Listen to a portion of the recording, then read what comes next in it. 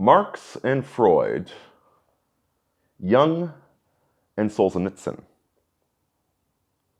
This is a video about the most dangerous question. Not just dangerous to pose, but dangerous to answer incorrectly or to answer with the wrong methodology. This is the question that Jordan Peterson won't even ask, even though his two greatest influences answered it successfully. This is a video about how we can answer the question correctly so that it does not damn us as it has damned so many. Because if you don't answer this question with the right process, you become that which you despise. So let's talk about these two men, Marx and Freud, and why they are so damn significant. Well, I believe it was Ryan Falk who first quipped that we are all Marxists these days. You know, it's one thing to point at the horrors of the last century. I mean, those horrors are over. It's another thing to point to the deluded fools that still follow that madman. They tend not to get too high up in the rungs of power. And you could argue that certain organizations, possibly the EU, possibly the UN, they're influenced by Marx. But that's not what concerns me about Marx. That's not what terrifies me about Marx. What terrifies me is that we're all Marxists these days. Go back 2 centuries and take a person at random. They did not consider themselves part of the proletariat or part of the working class or part of the capitalist class. No, if you asked them who they were, how they identified themselves, they'd say, well, I'm an Englishman, and I'm a Londoner, and I'm an Anglican. Their definition of their personhood was based upon the network of relationships that they had. These days, our definition of ourselves stems first and foremost from the group which we are a part of, the demographic, the interest group. We divide ourselves along economic lines. We divide ourselves along racial lines, along sexual lines. And everybody is in competition with everybody else. Rather than working as part of an organic nation state, as an organic whole of one people and one culture, instead we fight against the people of our own nations. We struggle against them to try and have one over them. Marx absolutely dominates modern thinking. Freud. Now, if you talk to a psychologist, your typical psychologist will say, oh, we don't follow Freud anymore. We discounted him. He's dustbin of history.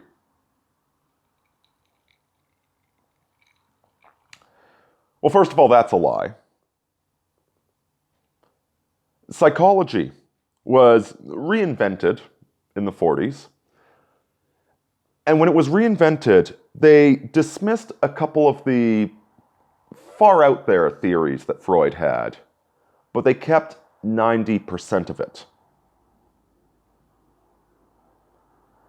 They kept the same cake, they just changed the icing. And they said, oh no, it's not Freud anymore.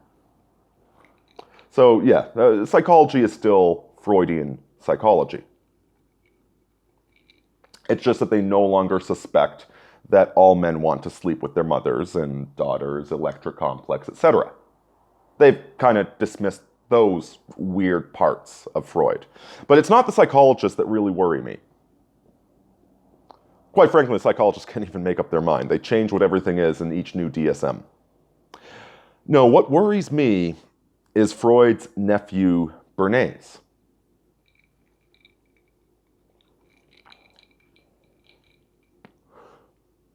The science of propaganda and marketing.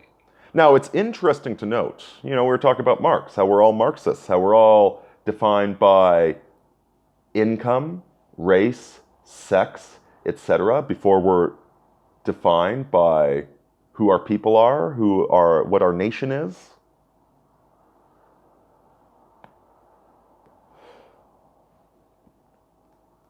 What did Bernays do? Bernays broke people down into lifestyles. So you've got the surfers, and you've got the punks, and you've got the dinks, and you've got the suburbanites. And by the way, all these groups are competing with one another and hating one another just as much as the economic classes. So Bernays, he's operating off the same sort of theory, same sort of divide and conquer theory as Marx, isn't he? But more than that.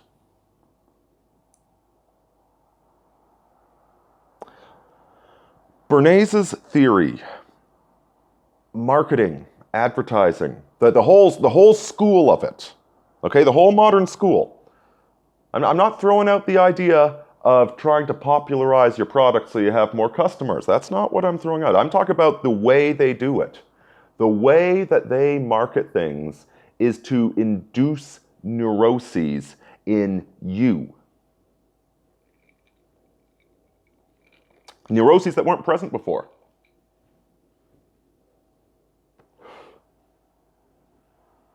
The average European, when they go shopping for clothing, they tend to look for something, well, is it well made? Is it functional? Does it fit me right?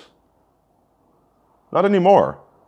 Now you have Levi's jeans with some supermodel wearing them on a billboard by the bus station, and so now you've taken clothing and you've got this primal tap into psychosexual perversion.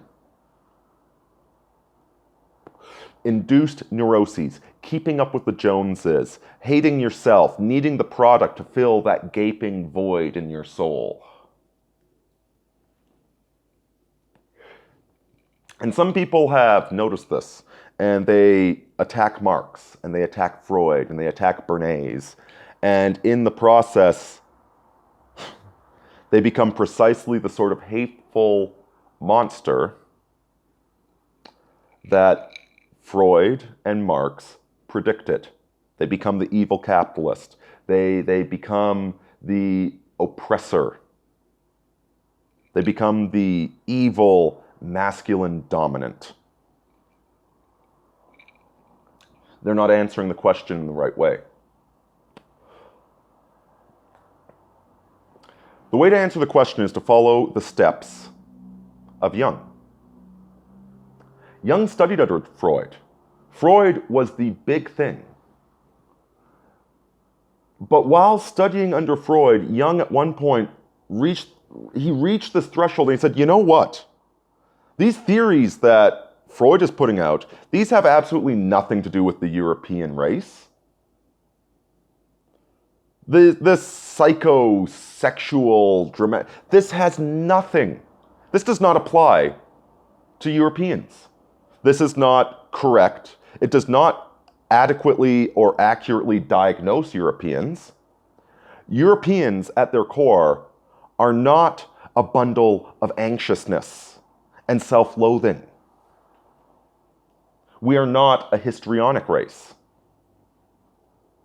What we are is a race of dreamers and explorers who look to the future while feeling the echoes of our past. And so Jung went out and founded a new theory of psychology for Europeans. He built something good. He built something to buttress the European soul. Because he recognized where he was coming from and how maybe Freud's theories were right for Freud, but they sure as hell weren't right for the Europeans. Solzhenitsyn lived through the worst horrors of communism. And he wrote a book, Gulag Archipelago, about the European man's complicity, about everybody's complicity in allowing this tyranny to take over a once great society. He pulled no punches and described at length how the great bullies would become the greatest cowards, how even the brave would compromise themselves for the sake of trying to appeal to their higher-ups. The neuroticism of the whole damn thing. Gulag Archipelago is like a punch to the gut about how weak we allowed ourselves to be. And then, after he wrote that book, after he took the European man and punched him in the gut and said, "You did this to yourself," after that, he wrote 200 Years Together. In that book, he wrote about those that orchestrated all of this.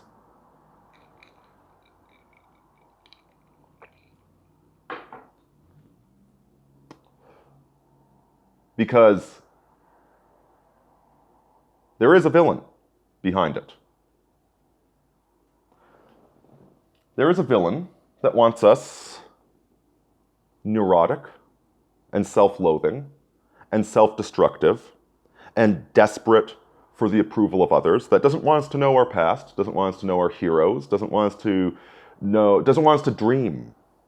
They want us to dream of consumer goods and empty, meaningless, non-procreative sex and status and having a good credit rating and a brand new car and a house that won't last more than 50 years, but is bigger than the house next door to you.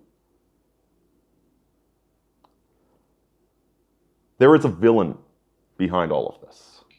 But before you can name that villain, you need to delve into the underworld and find the elixir. You need to go into the past. You need to fall deep inside of yourself and find the heroes that were your ancestors. You need to resurrect the European soul and make it glow and shine and be a beacon unto the world once more before you can walk into Mordor.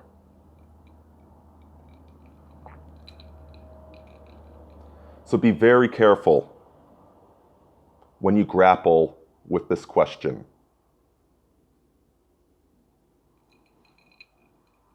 The abyss stares back into you. But with the light of our ancestors, we can make the abyss blink. Deus Vult, folks. Aurini out.